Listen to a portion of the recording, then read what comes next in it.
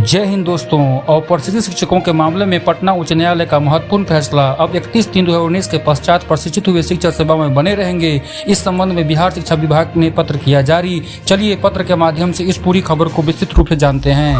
जी हाँ दोस्तों, तो पत्र आपके सामने में है। इस पत्र में यह कहा गया है कि 31/3/2019 के बाद जो भी प्रशिक्षण लिए हैं उन्हें सेवा में रखा जाएगा या नहीं रखा जाएगा, इस बात की जो है पता हम लोग इस पत्र के माध्यम से ये लगाएंगे कि आखिर उन्हें सेवा में रखा जाएगा तो किस आधार पर रखा जाएगा, अगर नहीं रखा जाता है तो किस आधार पर नहीं रखा जाएगा।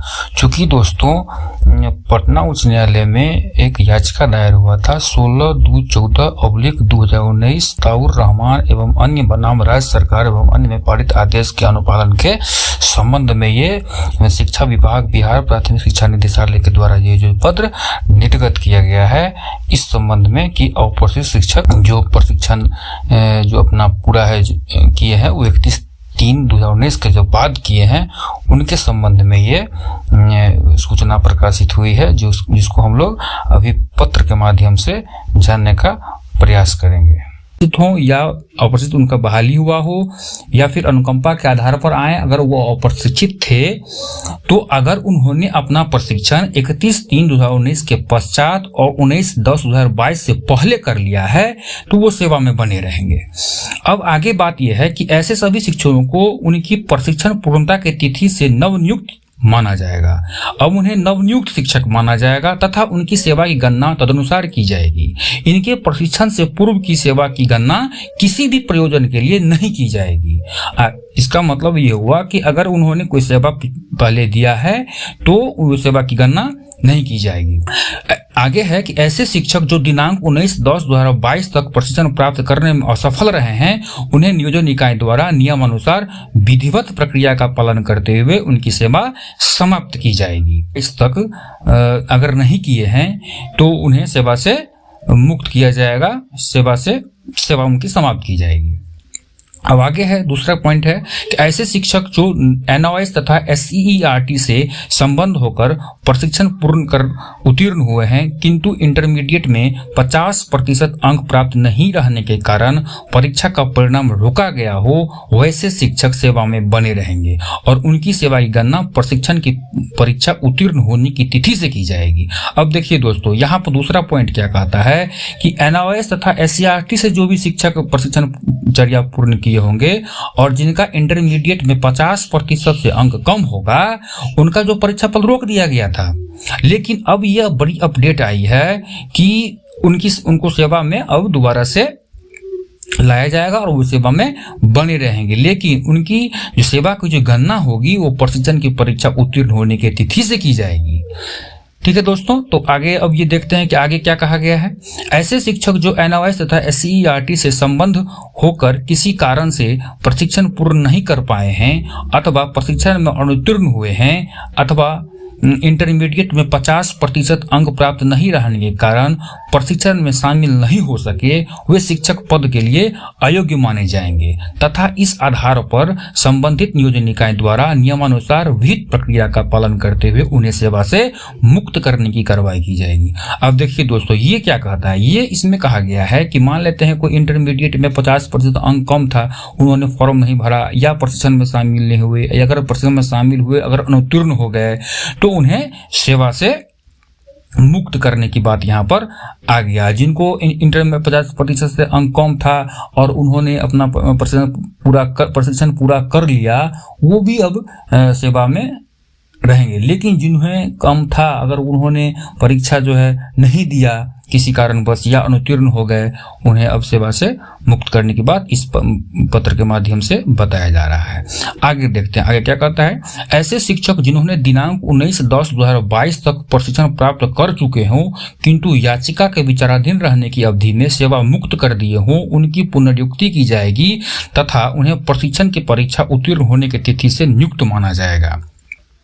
अब इसमें क्या कहता है दोस्तों कि जब याचिका दायर की गई थी तो बहुत सारे ऐसे शिक्षक हमारे भाई बंधु थे, उन्हें याचिका के विचाराधीन होने के क्रम में ही उन्हें सेवा मुक्त कर दिया गया था।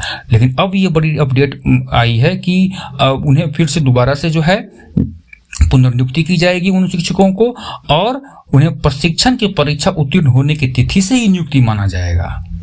ये भी बहुत बड़ी बात है। अब देखिए तीसरा पॉइंट क्या कहता है, वैसे शिक्षक जिन्होंने प्रशिक्षणचर्या दिनांक 31/3/2019 तक पूर्ण किया हो तथा उत्तीर्ण हो किंतु उनका परीक्षा प्रमाण पत्र निर्गत नहीं हुआ हो, वो भी सेवा में बने रहेंगे। बहुत सारे ऐसे शिक्षक थे जिनका सर्टिफिकेट वगैरह सब नहीं आया था, तो उनको भी जो है अब सेवा में वो बने रहेंगे।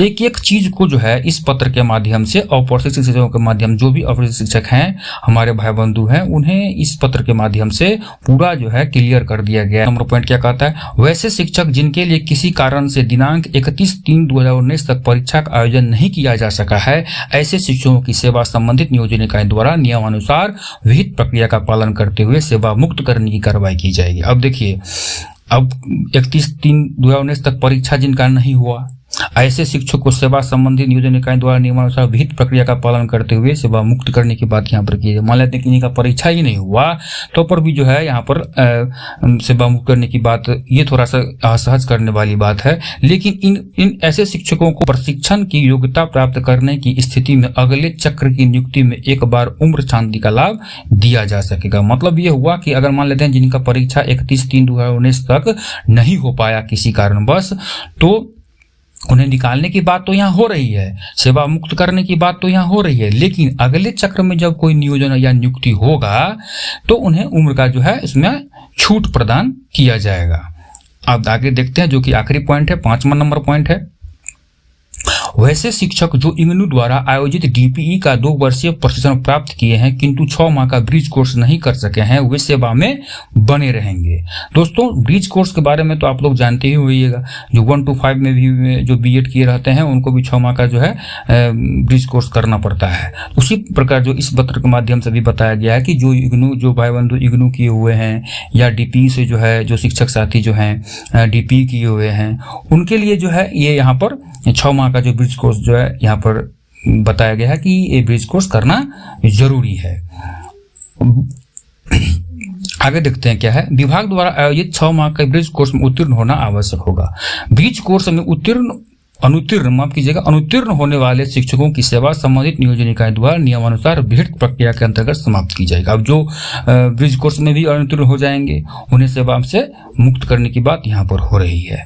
ऐसे शिक्षक जो 6 माह का संवर्धन कोर्स नहीं प्राप्त करने के कारण सेवा मुक्त किए गए हैं। अब बहुत सारे ऐसे शिक्षक भी जो संवर्धन कोर्स नहीं किए थे, उनको सेवा से बर्खास्त कर दिया गया था। उनके बारे में देखिए क्या है, उनके बारे में बताया गया है कि विभाग द्वारा आयोजित 6 माह का ब्रिज कोर्स में सम्मिलित होना अनिवार्य होगा। 6 माह के ब्रिज कोर्स सफलतापूर्वक पूर्ण एवं उत्तीर्ण होने के पश्चात ही उन्हें पुनर्नियुक्ति किया जाएगा। अब जिनका दिया गया था उनको सेवा मुक्त कर दिया गया था, ब्रिज कोर्स जिनका परीक्षा में सम्मिलित नहीं हुए थे उनको एक बार और मौका दिया जा रहा है कि कोर्स 6 माह का जो ब्रिज कोर्स करके वो अपना सफलतापूर्वक कोर्स कंप्लीट करने के बाद उत्तीर्ण अगर हो जाते हैं तो उन्हें सेवा में फिर से पुनर्नियुक्ति किया जाएगा। किंतु सेवा से हटाई गई अवधि का वेतन नो वर्क नो पे के आधार पर उन्हें दे नहीं होगा।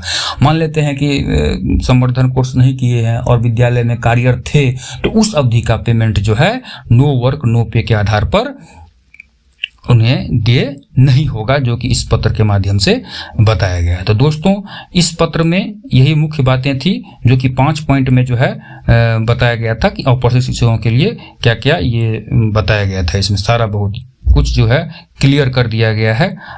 अब जो है दोस्तों, मैं एक बताना चाहूँगा कि इस चैनल पर आपको शिक्षा विभाग से रिलेटेड लेटेस्ट अपडेट आपको जो है मिलता रहेगा इसी तरह से। और आप को अगर ये अच्छा लगा वीडियो तो लाइक कीजिए, कमेंट कीजिए और सब्सक्राइब कीजिए।